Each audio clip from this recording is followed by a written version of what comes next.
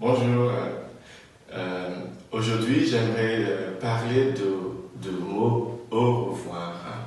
Au revoir, c'est un mot très difficile à dire, particulièrement lorsque nous avons vécu avec des personnes aimantes, des personnes que nous avons aimées, que ce soit quitter son boulot ou quitter sa famille, ou même quitter cette vie, dire au revoir, c'est toujours quelque chose de difficile.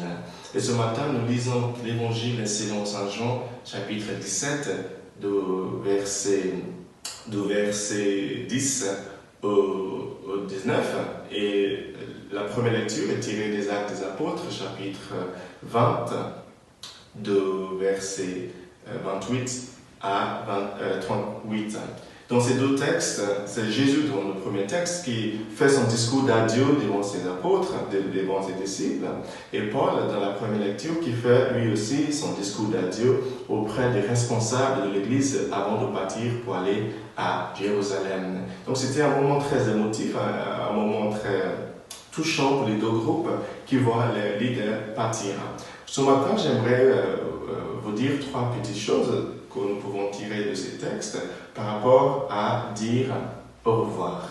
La première chose, c'est que autant que possible, il faut partir en paix. Il ne faut pas dire après moi le déluge. Ben non, efforçons-nous de partir en paix. Je sais que parfois, quand on quitte un poste, quand on quitte un boulot, même quand on quitte un village ou quand on quitte une ville, les choses peuvent être très difficiles, mais c'est très important de s'efforcer de partir en paix. Jésus a prié pour l'unité parmi ses disciples et Paul a rassemblé les responsables de l'Église à qui il allait confier les églises. Donc il a vraiment travaillé pour avoir la paix après lui.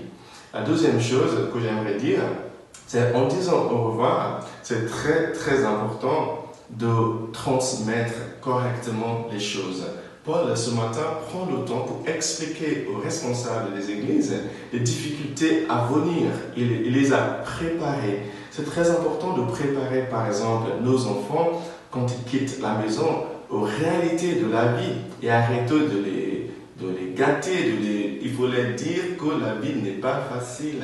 Donc c'est important, chers amis, de préparer la succession. Alors un mot, je le dis, je le répète, c'est très important de préparer la succession. Paul et Jésus ont pris le temps pour préparer la succession. Et la troisième et la dernière chose que j'aimerais dire par rapport aux au revoir, c'est que c'est bien sûr très important de recevoir une belle cérémonie, par exemple, de revoir. Mais ce qui est plus important n'est pas ça. Ce qui est plus important, de se dire, qu'est-ce que moi j'ai pu apporter à cette entreprise? Qu'est-ce que moi j'ai pu apporter à ce village? Qu'est-ce que moi j'ai pu apporter à cette ville? Paul nous dit ce matin, il y a plus de bonheur à donner qu'à recevoir. Donc c'est ça que nous devons nous dire. C'est plus important, parce qu'il faut dire aussi, je sais que c'est très difficile parfois quand tu as passé 33 ans, je sais pas, 40 ans à travailler pour une entreprise, et on se débarrasse de toi comme si de réalité, c'est très pénible, je vous l'accorde. Mais ce qui est plus important qui pourrait nous rassurer, c'est de savoir que ce qui est plus important n'est pas ce qu'on a reçu en partant. Ce qui est plus important, c'est ce que nous avons pu donner avant de partir.